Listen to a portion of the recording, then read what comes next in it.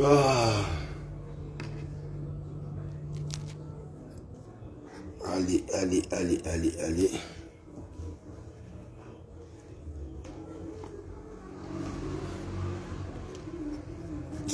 Qui est le premier connecté, je veux savoir.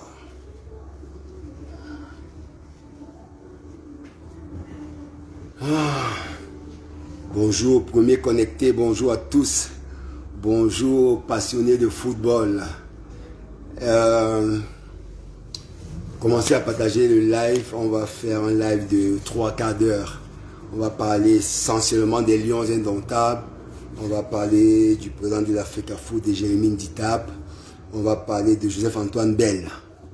3 sujets très importants. Mais on va toujours rester dans le football. Je pense que c'est ma dernière vidéo sur la Coupe d'Afrique des Nations, ce qui concerne les Lions et tout ce qui est autour. La semaine prochaine, mercredi prochain, je vais faire un live où je parlerai du prix du carburant, je parlerai de la vie chère, je parlerai des néos, de Camwater. La semaine prochaine, ça va être une vidéo sur la vie du cher au Cameroun. Mais aujourd'hui, c'est essentiellement la vidéo sur la fin de la Coupe d'Afrique des Nations, les petits propos qu'il y a autour des Lions indomptables. C'est mieux qu'on parle un peu de ça et que on remette toujours, comme j'aime le dire, l'église au centre du village. Il y a tellement de choses qui sont dites, il y a tellement de choses qu'on raconte que parfois c'est bien d'avoir le regard d'un sportif, d'un ancien footballeur. Je dis souvent que ma parole m'engage que moi, mais j'essaie toujours de vous restituer la meilleure de ma parole, la vraie. Tous ceux qui me connaissent savent que je dis tout ce que je pense, que j'ai jamais eu peur de dire ce que je pense parce que j'ai toujours respecté les gens et j'estime que quand tu respectes les gens, tu dis ce que tu penses. Donc aujourd'hui, je me répète encore pour une dernière fois, c'est essentiel une vidéo de football. On parle de la CAN, on parle de ce qu'il y a au contour de la CAN, des Lions indomptables, du sélectionneur, du président de l'Africa Foot, Jérémy Nditap, de Joseph-Antoine Bell. Joseph-Antoine Bell, enfin on va parler de lui parce que depuis un moment, il dit beaucoup de choses et j'ai jamais répondu, mais j'ai jamais prêté attention. Je pense qu'aujourd'hui, il est temps qu'on dise un peu quelque chose à notre grand frère Joseph-Antoine Bell et en espérant qu'il va bien le prendre. Bonjour à Abdoulaye, bonjour à Hervé, bonjour à Arms, bonjour à tous ceux qui sont là, bonjour à MJ, bonjour à HG. Je vous souhaite un bon dimanche. Ce n'est pas une heure habituelle. Hein. En général, je fais mes lives le soir, mais j'ai décidé de faire celui-là en après-midi parce que je sais que c'est une heure aussi où quelque part vous êtes un peu disponible. On va entrer dans le vif du sujet.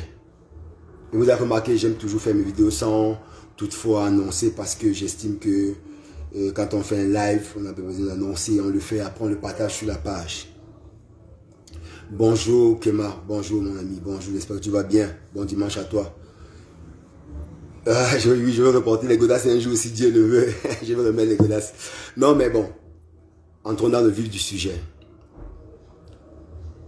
Je suis content d'une chose, c'est que vous les Camerounais, nous les Camerounais, nous voyons ce qu'est en train de faire la Côte d'Ivoire. Un pays avec qui on a souvent tendance à chercher un peu, à se titiller un peu. Quand on voit ce que la Côte d'Ivoire fait, quand on voit l'état d'esprit de la Côte d'Ivoire, quand on voit combien cette équipe qui était, il y a encore 10 jours, plus bas que terre, est en train de faire, on dit chapeau. On se remémore un peu notre équipe de 2000, de 2002, 98, ces équipes qui ne lâchaient jamais, qui avaient de la résilience, qui avaient du humblé, comme on dit. Mais vous remarquerez une chose, le humblé des côtes des Ivoiriens, ça ne vient pas d'ailleurs. Le humblé des Ivoiriens vient de la difficulté qu'ils ont eue. Vous avez vu, ils ont été plus bas que terre, perdre 4-0. Ils ont fait ce qu'on appelle, ils se sont retrouvés entre eux. Ils ont eu des discussions franches entre eux. Ils ont dit, les anciens ont dit aux plus jeunes, on va aller ensemble, on va le faire. Et ils sont en train de le faire. Ils sont en train de réussir les paris. Pourquoi moi je fais allusion à ça? C'est parce que j'ai constaté une chose depuis l'élimination du Cameroun. J'écoute beaucoup, je lis beaucoup. Moi, je suis un des footballeurs qui est sur la toile et qui ne se cache pas, qui regarde des lives, qui écoute les lives des autres, qui lit les critiques de temps en temps qu'on envoie sur ma page et j'essaie de répondre. Je fais cette remarque par rapport à Côte d'Ivoire. Pourquoi? Parce que nous, les Camerounais, je lis beaucoup, j'entends une chose, c'est que oui, notre équipe nationale n'a plus de humblé, notre équipe nationale n'a plus de cœur, ils n'ont plus l'amour du maillot. je veux d'abord que vous compreniez une chose. L'équipe de 2000, 2002, de 90, c'est des équipes qui ont joué avec des footballeurs qui étaient 90% vivaient au Cameroun. Ça veut dire que la vie de tous les jours au Cameroun leur donnait le humble, la vie difficile. En Komkana, moi qui vivais en Komkana, à Carré, à Mokolo, à Madagascar, chaque matin quand je partais à l'entraînement, souvent je ne mangeais même pas. Ça me donnait envie de tout casser. De tout casser.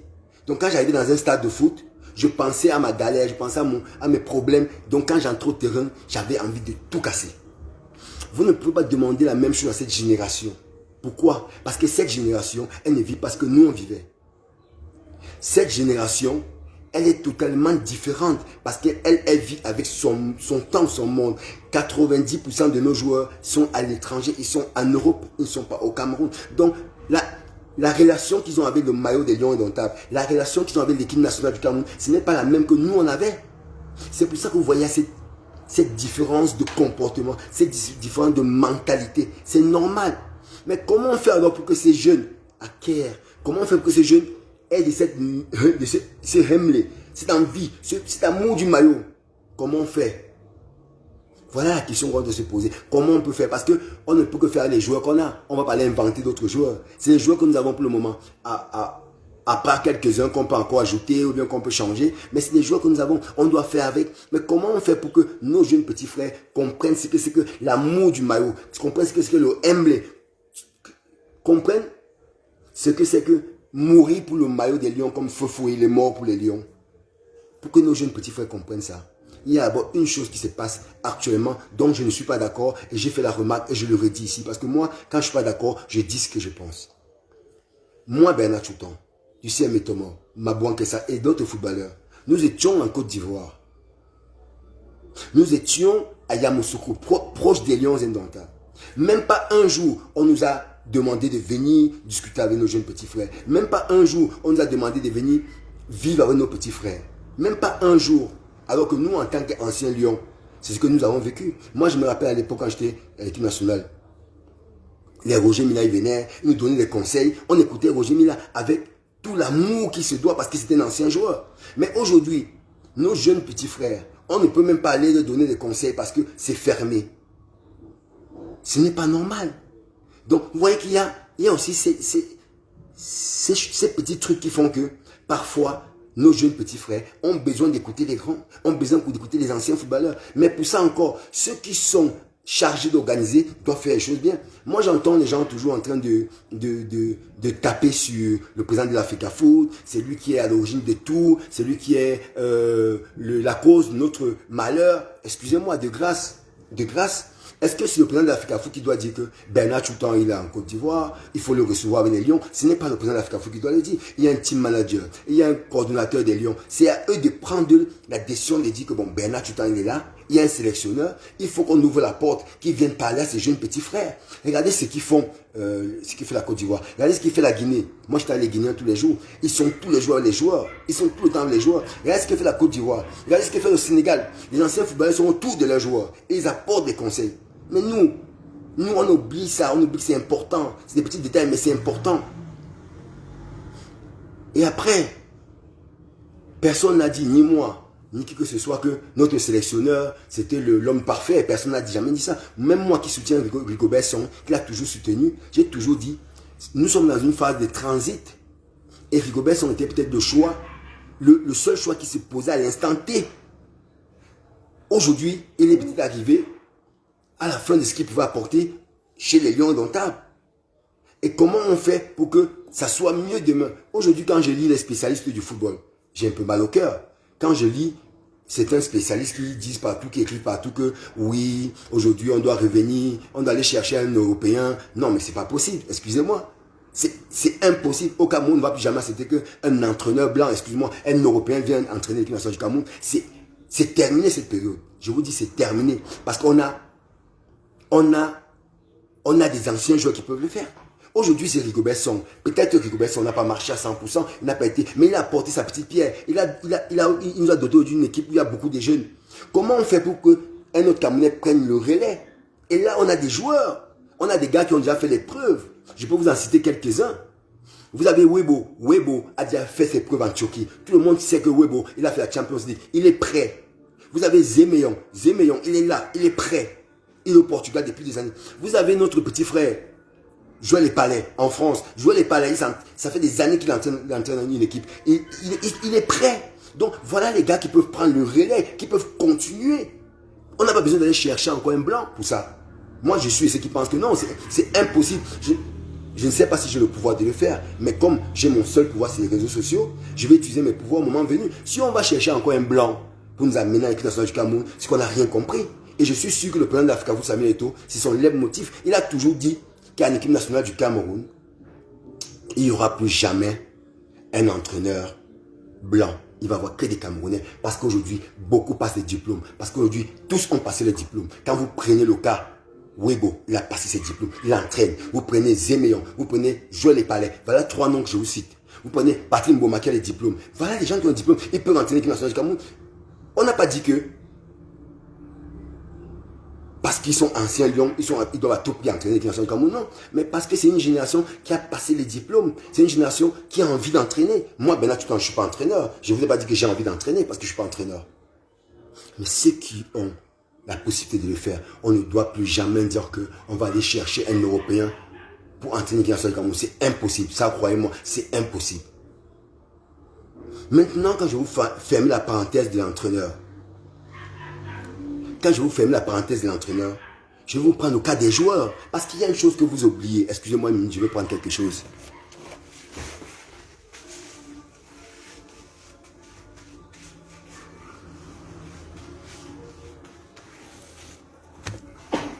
Pardon. Il y a quelque chose que vous oubliez. Moi, j'aime toujours rappeler une chose aux gens. Vous savez, un entraîneur, un sélectionneur, c'est certes le maestro, c'est lui qui doit coordonner pour que ça joue bien, certes. Mais moi, j'ai l'impression que depuis que le Cameroun a été éliminé, on ne parle pas des joueurs. Parlons des joueurs. Qui sont d'abord les premiers maîtres sur le terrain, c'est des joueurs. Vous avez des joueurs de l'équipe nationale du Cameroun, quand vous les voyez jouer, même moi à mon vieux âge, souvent j'écris, je me dis je peux faire mieux, parce qu'ils ne se battent pas assez. Quand on voit ce que la Côte d'Ivoire fait, comment ils sont fins, ils vont sur chaque ballon se battre. Quand vous voyez l'équipe de l'Afrique du Sud, quand vous voyez l'équipe du Cap-Vert, ce n'est pas le sélectionneur en lui-même, c'est les joueurs qui donnent d'abord envie, qui se disent on va aller chercher ce match. C'est d'abord les joueurs. Mais nous au Cameroun, on fait semblant d'oublier que les joueurs sont d'abord la pièce maîtresse. Toutes les critiques que je lis bien, j'écoute, c'est Samuel Eto'o.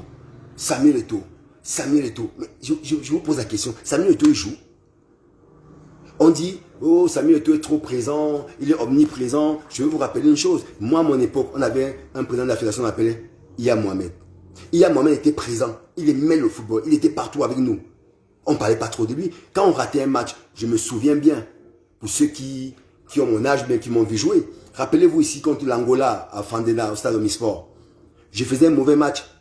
Le public a commencé à m'insulter. Tout le temps, mouilleur, tout le temps, sort. Parce que je jouais mal. J'ai marqué 2 buts le jour-là. Le public m'a applaudi. Mais est-ce que vous avez entendu le public a dit que M. Iya Mohamed dehors? Non. Pourquoi aujourd'hui, quand l'équipe nationale joue mal, c'est Eto'o? Oh, c'est le président de l'Africa Foot, il est présent. Je suis même allé entendre que c'est lui qui fait la liste de l'équipe nationale, que c'est lui qui compose les 11 entrants. Mais s'il vous plaît, de grâce, Samuel Eto'o, président de l'Africa Foot que vous connaissez tellement, lui-même quand il était joueur, il avait des principes. Il va accepter que il va aller se permettre lui de donner l'équipe des 11 entrants. Non, mais c'est pas possible, s'il vous plaît, de grâce. Je peux souvent comprendre qu'on n'est pas d'accord avec Samuel Eto'o, certaines personnes ne l'aiment pas, c'est normal. C'est normal. Mais ne dites pas que parce que l'équipe joue mal, parce que le sélectionneur n'a pas été à la hauteur, ou bien parce que l'équipe qui est composée n'est pas celle que vous attendez, n'a pas bien joué, vous voulez tout mettre sur le plan de l'Africa Foot. Ce n'est pas lui qui joue. Samuel Eto'o ne joue pas.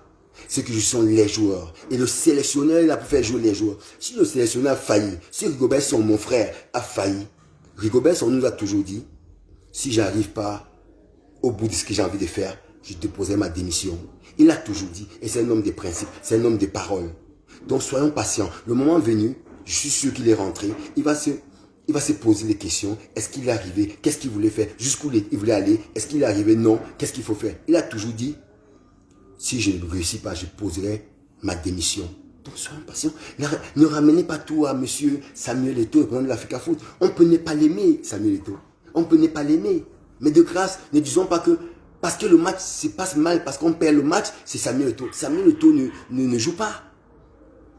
Certains me disent que oui, mais il est trop présent. Il est trop présent. Comment il s'appelle Samuel Eto'o? Il est celui qu'il est, il est l'icône qu'il est. Qu'il soit là ou pas, on va toujours parler de lui. Imaginez un jour, le Cameroun joue un match, on ne voit pas Samuel Eto'o. Les gens vont dire, il est où? Les gens vont toujours parler qu'il est où? Donc on doit faire avec ça. Il est comme ça. Il est l'icône qu'il est. Il est populaire. Il est ce qu'il est. On ne peut pas changer ça. Maintenant, il faudrait que nos jeunes petits frères, ceux qui jouent, comprennent qu'ils ne jouent pas que pour eux. Ils jouent pour l'amour des 30 millions de Camerounais. Et que chaque fois qu'ils vont porter le maillot des Lions indomptables, ils vont être critiqués s'il faut. C'est comme ça. Donc nos jeunes petits frères doivent être conscients de ça. Je vous dis, je vous répète, cette Coupe d'Afrique des Nations, on aurait pu faire mieux. Peut-être avec un coaching peut-être différent, oui. Mais d'abord, les joueurs eux-mêmes. Les joueurs auraient pu faire mieux. Avec ceux qui ont joué, les 3-4 matchs qui ont joué, eux, ils auraient pu faire mieux. Ça, je voudrais d'abord que vous compreniez ça. Il faut pas mettre ça de côté. Parce que depuis que je suis les débats, que ce soit à la télévision, que ce soit dans les réseaux sociaux, je vous lis, tout le monde a tendance à revenir sur le président de l'Africa Foot. Le président de l'Africa Foot ne joue pas, je vous le dis encore une fois de plus. C'est le sélectionneur qui sélectionne les joueurs, qui compose son équipe et qui fait un match. Si le sélectionneur ne fait pas ce qu'il faut, le moment venu, le président de la fédération va prendre la décision qu'il faut. C'est comme ça. Donc le sélectionneur est conscient de ça. Donc, de grâce, je dis une fois de plus, laissons Samuel Eto'o, il est. Ce n'est pas lui qui joue. Il n'est pas parfait comme tout homme, comme moi, comme vous. Il n'est pas parfait. Mais je vous dis, il aime cette équipe nationale. La preuve, c'est que je peux vous dire une chose. Nous, les Lions, à l'époque, quand on jouait, j'aime souvent le rappeler ici, on n'avait même pas d'eau. On bagarrait pour les primes tous les jours. Aujourd'hui, les Lions vont jouer. Vous n'entendez pas l'histoire des primes. Et vous n'entendez pas les problèmes d'hôtel. Ils ont tout ce qu'il faut. Ils sont à l'aise. Ils ne peuvent pas dire qu'il manque quoi que ce soit. Donc, c'est à eux, maintenant, de donner le meilleur d'eux-mêmes dans les stades de football. Je dis bien, ce n'est pas seulement aux joueurs. C'est un composant. C'est le sélectionneur. C'est les joueurs. Et c'est d'autres choses autour. C'est d'autres choses autour. J'ai dit ici que je parlerai des anciens lions. Je vais faire allusion aux anciens lions parce qu'il y a quelque chose qui moi, me dérange. Et vous savez que moi, je dis toujours ce que je pense. Peu importe, avec la politesse qu'il faut, mais je dis tout ce que je pense. Aujourd'hui, on avait une chose au Cameroun, pardon, excusez-moi, il fait très chaud. Pardon. On avait une chose au Cameroun à l'époque, ce qu'on appelle le droit des réserves des lions indomptables. Le droit des réserves, c'est quoi? C'est qu'un ancien lion doit toujours protéger le label lion indomptable. Il ne doit pas dire, il ne doit pas faire n'importe quoi. Il doit toujours protéger les lions. C'est pour ça que moi, quand je prends la défense de mes petits frères, je les défends. Mais quand il faut que je les critique, je les critique. Mais en général, ma critique, elle est constructive. Elle n'est pas ciblée. Aujourd'hui, quand j'écoute certaines personnes, surtout une personne, notre grand frère, Joseph-Antoine Bell. Joseph-Antoine Bell, notre grand frère, que moi j'ai connu. Je vais vous raconter une anecdote. Hein. Ils sont là au Salomon Lembe, quelques-uns. À une époque, en équipe nationale du Cameroun, on m'appelait Joseph-Antoine Bell. On disait que je revendiquais trop des choses, que j'avais la parole facile. Quand ça n'allait pas, je criais, je critiquais. Je dis oui. À une époque, on disait ça de moi. Et ça ne me dérangeait pas, croyez-moi. Mais notre grand frère Joseph-Antoine Bell, aujourd'hui, j'ai l'impression que son droit de parole, son droit de réserve, il a mis de côté. Aujourd'hui, à tout va, il critique les lions indomptables. À tout va. Mais toutes ces critiques reviennent toujours sur le président de l'Africa Foot. Moi, c'est un truc que je ne comprends pas. Vous ne pouvez pas critiquer l'équipe du Cameroun, les 11, les 27, critiquer le sélectionneur, mais vous le ramenez toujours au président de l'Africa Foot. Non, il faut dissocier les deux. Ou on critique le président de l'Africa Foot parce qu'on a un intérêt particulier, ou on critique le sélectionneur et ses joueurs parce que là, on parle de football et tactique et on parle de l'aspect footballistique. Mais on ne peut pas mélanger les deux. On ne peut pas me dire que le sélectionneur, il est moyen, le sélectionneur n'a pas fait ça. Mais si le sélectionneur comme ça, parce que c'est à cause du président de l'Africa Foot qui aurait fait. Non, c'est pas vrai. C'est pas vrai. Le président de l'Africa Foot n'a pas une baguette de magie. Peut-être que, oui, certains disent qu'ils n'auraient pas dû mettre Rigobert son là, c'est autre chose. J'ai pas envie d'entrer dans les détails. Mais il est là. On fait comment avec lui? C'est la question qu'on se pose. Maintenant, notre grand frère Antoine Bell dit que la critique qu'il fait, c'est pour construire l'équipe. Quand on veut construire une équipe, quand on veut critiquer pour construire, on ne met pas le linge sale. D'ailleurs, on vient vers son petit frère, on vient vers ses jeunes petits frères, c'est-à-dire le sélectionneur, on échange avec le sélectionneur, on voit ce qu'il y a lieu de faire, on apporte le conseil qu'on peut au sélectionneur, mais on ne peut pas dire qu'on veut critiquer pour avancer, mais on le met dehors. À chaque fois qu'on fait une interview, on tire sur le plan de la fédération, il y a quelque chose qui ne va pas. Moi, j'ai dit à mon grand frère Joseph-Antoine Bell que moi, j'ai été en 94 à Clairefontaine. J'étais encore un jeune footballeur. C'était mon premier voyage à les Lions indomptables. C'était ma première sélection en 94 à Clairefontaine. Mimpo Serge est témoin. Eidi est témoin. Fiala est témoin. Roger Miller est témoin. Thomas Nkono est témoin. Tous ces gens sont témoins parce qu'ils étaient avec moi en stage. Je dormais avec Thomas Nkono à l'époque dans la chambre. Et je peux vous dire, tous les soirs dans ma chambre, il y avait des réunions entre Thomas Nkono et Roger Miller. Qu'est-ce qui se disait? Tout ce que Joseph-Antoine Bell faisait, c'était empêcher Roger Milla d'aller en Coupe du Monde. C'était empêcher Thomas Nkono d'aller en Coupe du Monde. Donc il avait mis autour de lui Oman Biyi, Kanabi, Mbouemine, ces jeunes-là, il avait mis autour d'eux. Et tout ce qu'il avait fait, c'était diviser. Tout ce qu'il avait fait, c'était diviser le groupe. Parce qu'il voulait quoi? Parce qu'il voulait que Roger Milla et Thomas Nkono ne partent en Coupe du Monde. Ça, c'était ce que Joseph-Antoine Bell faisait à l'époque. Mais personne ne l'a jamais critiqué à Joseph-Antoine Bell. Personne ne lui a jamais rien dit. Pourquoi? Parce qu'il a une grande gueule. Donc on sait bien que quand on va dire, il va te dire ce qu'il pense. Mais aujourd'hui, nous ne sommes plus des enfants. Aujourd'hui, nous sommes des pères d'enfants. Nous sommes des gaillards aujourd'hui. On ne doit pas avoir peur de dire à Joseph-Antoine Bell que non, grand frère, ce que vous faites, ça n'a pas de sens. Ça n'a pas de sens. Vous ne pouvez pas critiquer matin, midi, soir l'équipe nationale du Cameroun dont vous avez porté le maillot fièrement. Vous pouvez apporter une critique qui est positive parce que vous voulez qu'on avance, mais n'apportez pas une critique pour juste chercher la tête de quelqu'un. Et ce que vous faites, chercher la tête du président de l'Africa Foot. Parce que le leitmotiv dans tout ce que vous faites, c'est ça. Ça paraît comme ça. Ça paraît comme ça. Excusez-moi encore, pardon.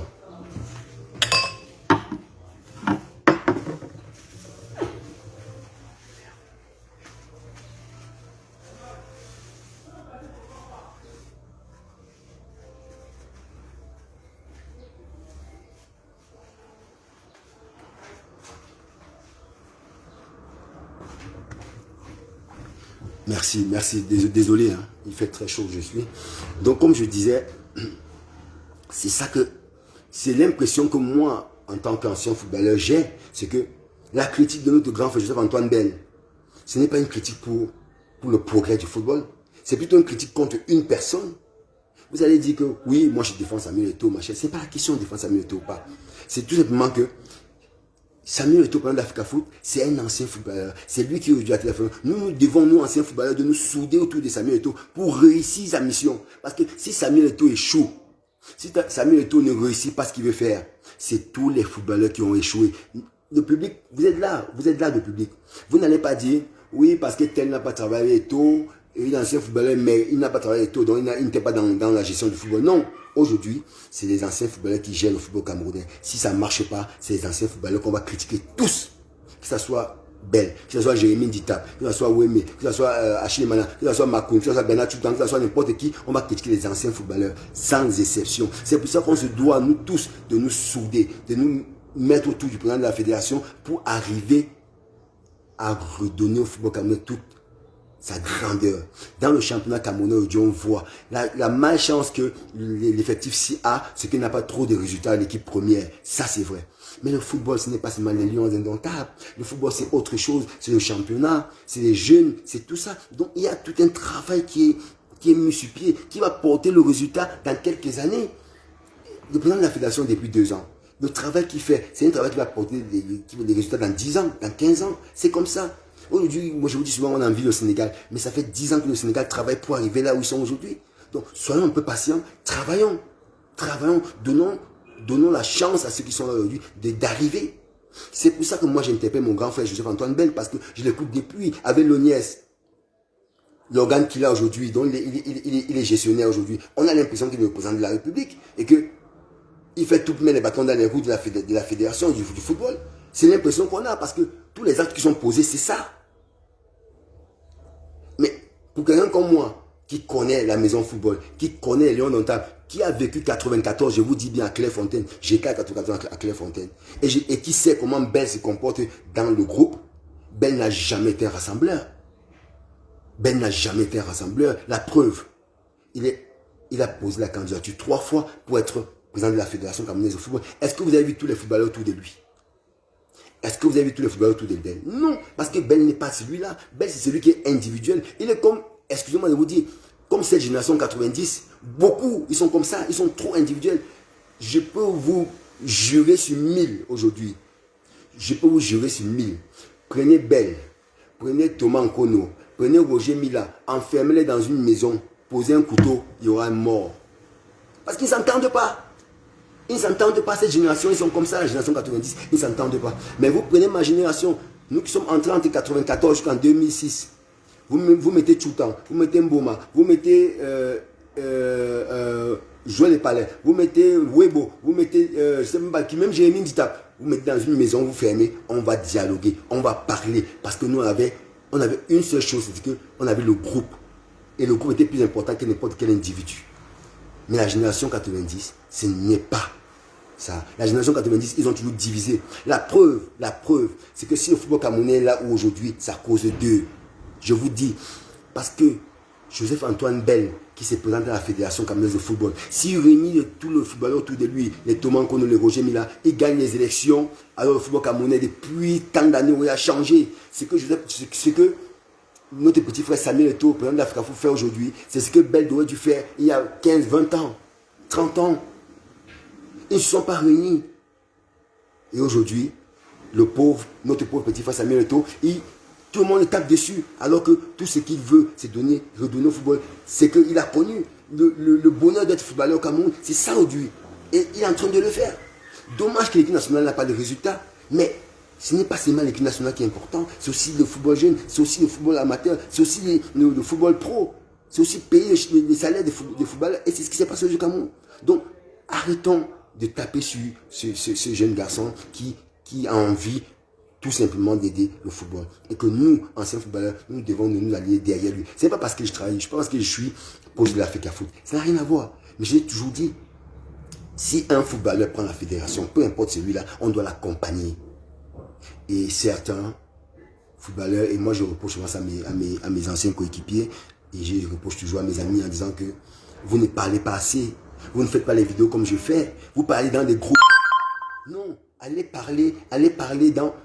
Faites des vidéos, dites ce que vous pensez. Si Mboma fait les vidéos, si Jérémy, si Achille Webo, Achille Malin, si on fait les vidéos tous les jours et qu'on parle du football et qu'on explique ce que moi j'explique, je suis sûr que vous allez mieux comprendre parce que quand je le fais, ça vous dit, ah, parce que Bernard Tchoutan est prêt, Samuel Eto'o, c'est pour ça qu'il parle comme ça. Non, c'est parce que c'est un ancien footballeur et que ce qu'il est en train de faire, c'est énorme et nous on doit le reconnaître, on doit l'accompagner. Donc tous les footballeurs, on doit se mettre à ses côtés pour l'accompagner. Je le dis, je répète. J'ai fermé la parenthèse de Antoine Bell, j'ouvre une autre parenthèse.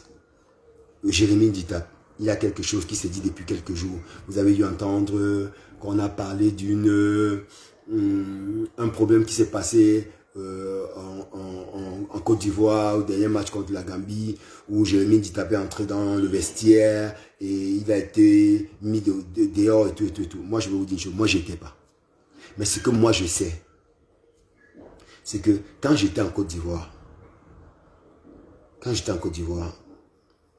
je suis allé pour voir Enzo Chato et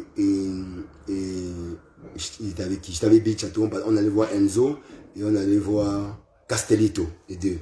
On voulait discuter avec eux. Pour entrer dans leur hôtel, il fallait avoir un badge. Si on n'avait pas de badge, on ne pouvait pas entrer. On n'avait pas de badge ce jour. Il a fallu que Enzo vienne nous chercher pour qu'on nous laisse partir. Et on a discuté avec Castellito, avec Enzo, on a échangé, Béchato et moi, après on est rentré. Pourquoi je fais cette remarque? C'est seulement pour vous dire que en Coupe d'Afrique des Nations, il y a des zones. Le vestiaire des Lions Indomptables, pour aller au vestiaire des Lions Indomptables, il faut être accrédité d'un badge. Peu importe où vous soyez Bernard Tchoutan, Jérémy Ditap, je ne sais pas qui, vous devez avoir un badge. Et les gens qui contrôlent les badges, ce n'est pas le Cameroun. C'est la CAF qui contrôle les badges. Le premier contrôle jusqu'au vestiaire, c'est la CAF. Et à l'intérieur des vestiaires, le relais, il y a toujours la CAF, mais il y a un peu le relais aussi des Lions. Donc, il y a la sécurité des Lions. Donc, ceux qui se disent que moi je sais, que j'ai appris, parce que Jérémy, Jérémy était à l'intérieur des vestiaires. Et le monsieur de la CAF a demandé à Jérémy Dita, votre badge. Et Jérémy Dita n'avait pas de badge. Jérémy Dita s'est présenté en tant que Jérémy Dita, ancien Lion indomptable. Normalement, ce monsieur devait laisser Médiba. Mais le monsieur de la CAF, il fait son boulot. Gêné comme l'était, il demande alors de l'aide. Et c'est la sécurité qui fait venir M. Tamo. M. Tamo, c'est le directeur du protocole du président de la fédération. M. Tamo qui vient, qui essaie d'expliquer au monsieur de la CAF en disant que c'est un ancien joueur. M. CAF dit non, je fais mon boulot, j'ai besoin de badge. S'il n'a pas de badge, il ne peut pas rester, il doit rester. Il doit sortir. Et alors, M. Tamo demande à Jérémy de partir parce que ça ne servait à rien d'insister. Ce que M. Tamo a rapporté. Et après, il s'avère qu'il y a eu des dits, il y a eu des mots pas gentils de la part de Jérémy envers Tamo. C'est que Jérémy, dans son communiqué, a démenti. Ça nous dit quoi? Ça nous dit ce que je vous dis toujours. Les footballeurs camerounais ont ce défaut, c'est qu'ils ne communiquent pas assez. Vous savez, la magie des réseaux sociaux, c'est que quand vous ne parlez pas, les autres parlent à votre place. Moi, Bernard Tutan, quand j'ai quelque chose à dire, je viens, je fais ma vidéo, je dis. Au moins, les gens savent que Bernard Tutan a dit. Il n'y a pas que on a dit que Bernard a fait que moi, j'ai dit ce que j'ai fait. Et j'ai dit ce que je n'ai pas fait.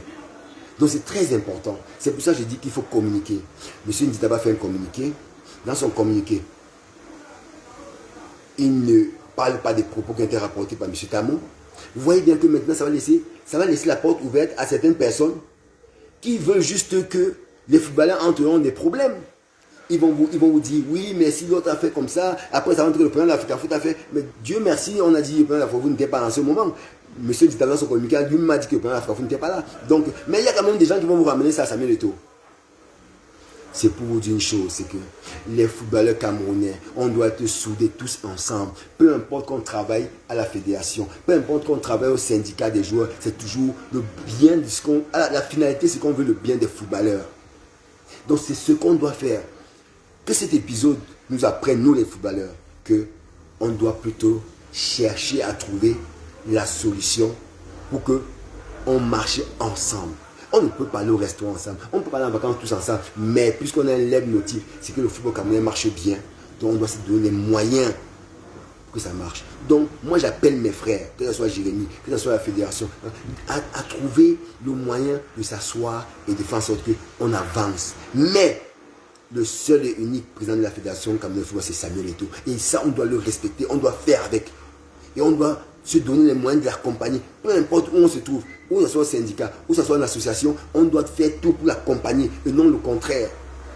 Moi, c'est ce que je dis. Moi, je ne dépose jamais mon sac où je ne peux pas prendre. Ceux qui me connaissent le savent. Pardon.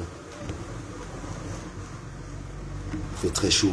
Ceux qui me connaissent le savent. Je ne mets jamais mon sac où je ne peux pas aller chercher. Ça, c'est sûr et certain. C'est pour ça que j'ai toujours tendance à respecter ma place. Et je n'ai jamais cherché à avoir la place de quelqu'un d'autre. Mais je répète une fois de plus que cet épisode nous apprenne beaucoup de choses à nous anciens footballeurs, à nous footballeurs, que la gestion du football n'est jamais facile. Aujourd'hui, on a laissé les godasses, on n'est plus avec les godasses, les shorts. Aujourd'hui, nous sommes dans l'administration. Et dans l'administration, on doit faire beaucoup de compromis. Donc, certains doivent comprendre. Je n'ai pas envie de venir parler d'autre chose ici, mais je répète, que cet épisode-là nous sert. Et que nous, Camerounais, je parle de moi et de vous, le peuple camerounais, arrêtez de chercher à toujours la petite bête. Ce que nous cherchons, ce que nous voulons, c'est que l'équipe nationale du Cameroun marche bien. Et pour que ça marche bien, il faudrait qu'on arrête, nous, pendant que nous sommes en Côte d'Ivoire, qu'il y a certains Camerounais qui veulent seulement que l'équipe nationale perde, que l'équipe nationale rentre parce qu'ils n'aiment pas Eto'o, parce qu'ils n'aiment pas Samuel et les Gobesson. Non, non. Parce qu'ils n'aiment pas Bernard Tutan. Non, on ne doit pas réfléchir comme ça. On doit aller, quand on va à une compétition, on est soudé pour la compétition.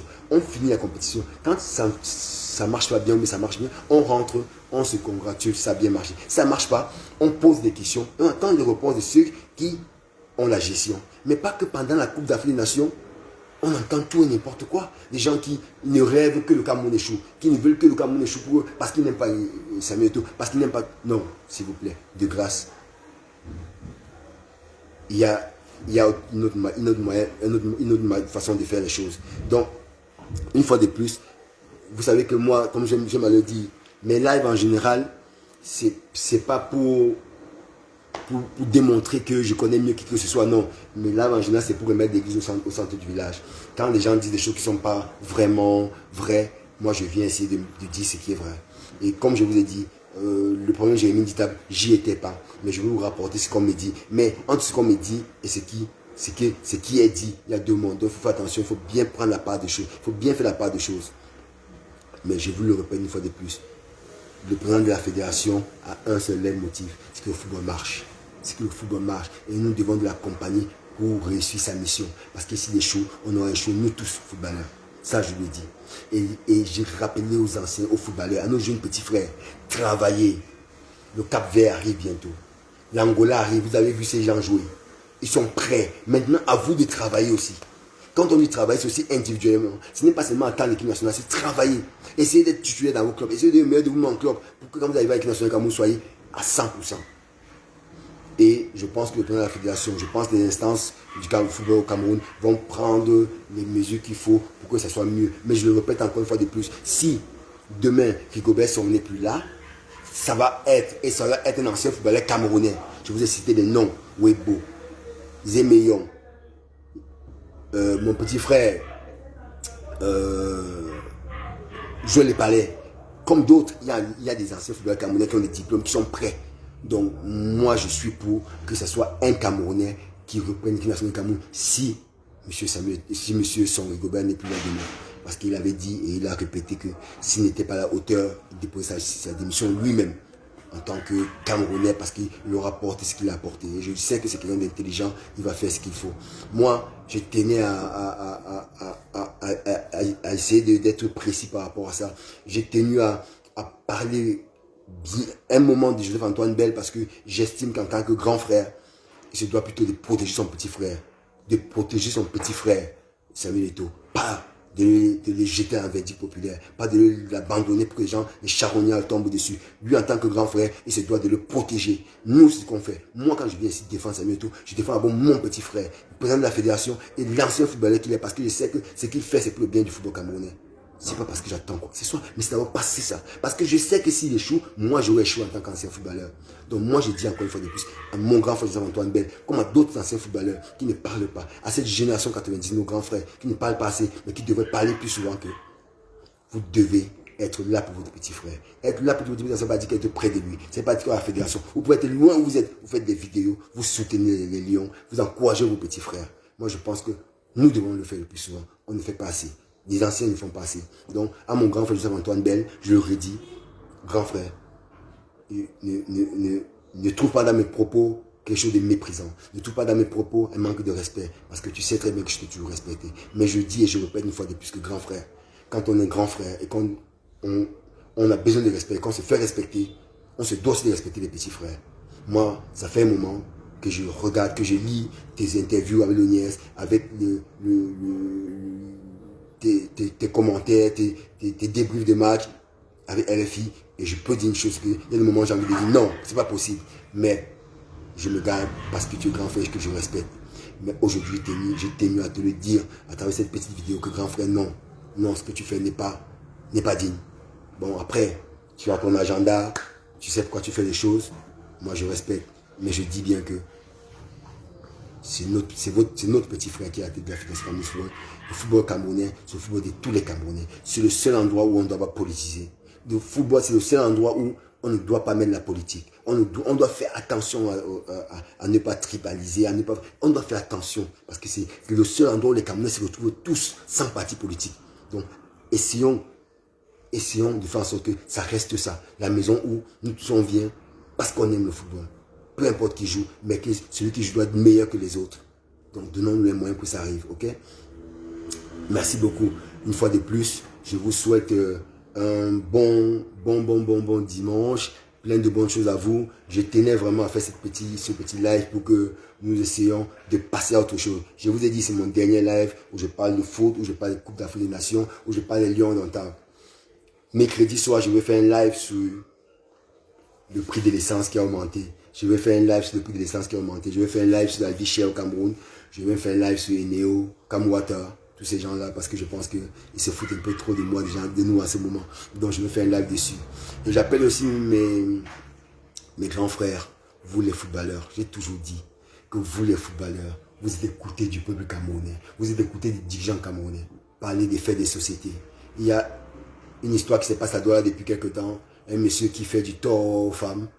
J'ai fait une vidéo dessus et je vois très peu de sportifs parler de ça. Ça me fait mal au cœur parce que je pense que tous ces gens qui nous supportent, c'est ces gens qui vivent ça. Donc nous devons, nous footballeurs, d'être à côté du peuple.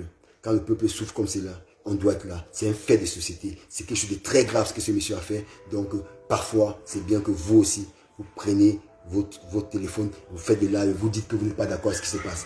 Merci beaucoup.